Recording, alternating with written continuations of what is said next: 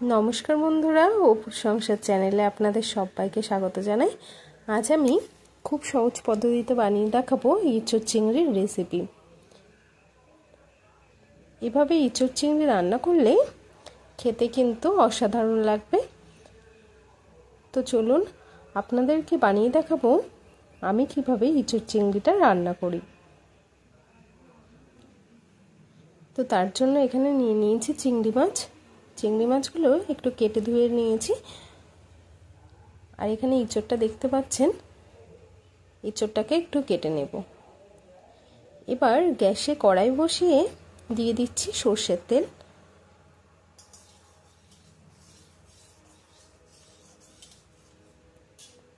এখানে অল্প পরিমাণে সর্ষের তেল দিয়েছি চিংড়ি মাছটা ভেজে নেওয়ার জন্য।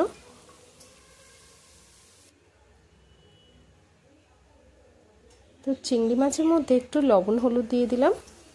লবণ হলুদ দিয়ে চিংড়ি মাছটা কিন্তু আমরা একটু ভেজে নেব।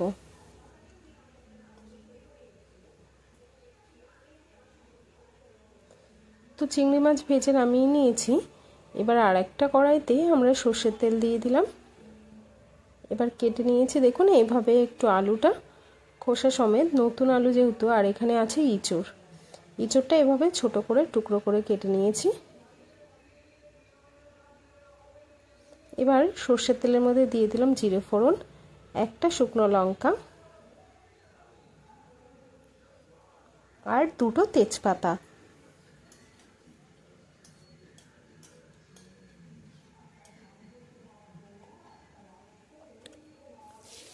এবার দিয়ে দিচ্ছি কেটে রাখা আলুগুলো। আলুর মধ্যে একটু দিয়ে দিলাম হলুদ,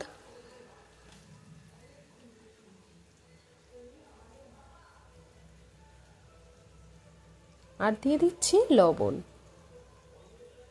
তো লবণ হলুদটা দিয়ে আমরা কিন্তু আলুটাকে একটু ভেজে নেব লাল করে।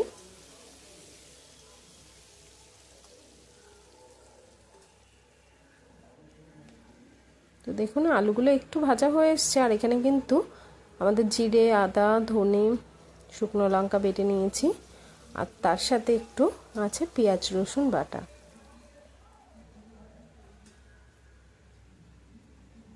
তো এবার আমরা মশলাটা কিন্তু দিয়ে দিচ্ছি।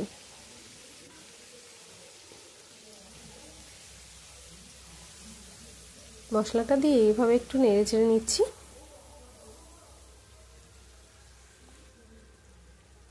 আর মশলাটা যাতে না লেগে যায় সেই জন্য একটু দিয়ে দিলাম জল। তো জলটা দেওয়ার পরে এভাবে কিন্তু আমরা কিছুক্ষণ কষিয়ে নেব। দিয়ে দিলাম একটু হলুদ আর একটু পরিমাণ মতো এখানে লবণ। তো লবণ হলুদটা কিন্তু আমরা এখানে ইঁচড়ে যেটা লাগবে সেই অনুযায়ী আমরা এখানে লবণটা দিয়ে নিয়েছি। এবার মশলাটা কিন্তু কষানো হয়ে গেছে, দিয়ে দিচ্ছি কেটে রাখা ইঁচড়। তো ইঁচড় কিন্তু এখানে আমি ভাপ দিইনি, অনেকে ভাপ দিয়েও নেন, কিন্তু এই ইঁচড়টা আমরা কিন্তু ভাপ দিলাম না, এইভাবেই রান্নাটা করব। তো এভাবে ইঁচড়টা কিন্তু আমরা একটু কষিয়ে নেব। এবার ঢাকনা বন্ধ করে কিছুক্ষণ কষাবো।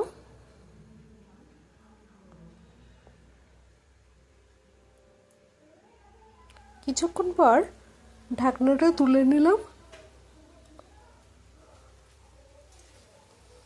তারপর আবারও একটু আমরা কিন্তু ইঁচড়টাকে এভাবে নেড়ে চেড়ে নেব।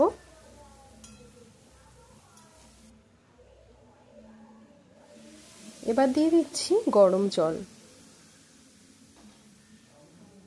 চিংড়ি মাছ ভাজার পরে কড়াই থেকে একটু জল দিয়ে দিয়েছিলাম, সে জলটা দিয়ে দিলাম, আর তার সাথে দিয়ে দিচ্ছি আর একটু গরম জল। তো এভাবে আমরা কিন্তু ইঁচড়টাকে একটু নেড়ে চেড়ে নিলাম। আবার ঢাকনা বন্ধ করে কিছুক্ষণ রান্নাটা করব, তাহলে কি হবে, ইঁচড়টা খুব সুন্দর সিদ্ধ হয়ে যাবে। তো 5-10 মিনিট পর আমরা কিন্তু ঢাকনাটা তুলে নিলাম।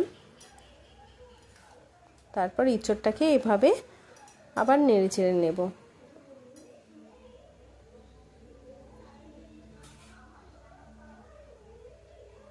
দিয়ে দিচ্ছি ভেজে রাখা চিংড়ি মাছগুলো।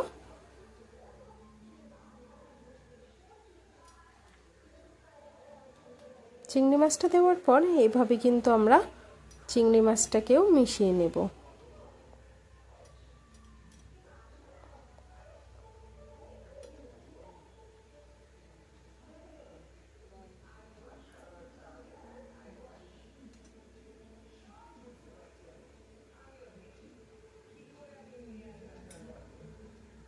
এবার এভাবে কিন্তু আমরা একটু হাতাটা দিয়ে এভাবে একটু আমরা তরকারিটা একটু নেড়েচেড়ে নেব। তাহলে কি হবে, তরকারিটার ঝোলটা কিন্তু পাতলা থাকবে না, ঘন হয়ে যাবে আর দেখতেও খুব ভালো লাগবে।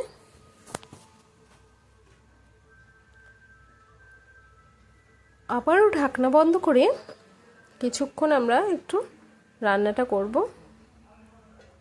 আবারও কিন্তু 5-10 মিনিট পর ঢাকনাটা তুলে নিলাম।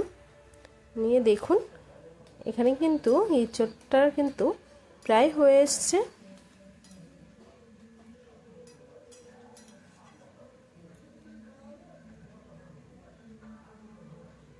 তো দিয়ে দিলাম একটু গরম মশলার গুঁড়ো। গরম মশলার গুঁড়োটা দেওয়ার পর এইভাবে কিন্তু আমরা নেড়ে চেড়ে নিচ্ছি।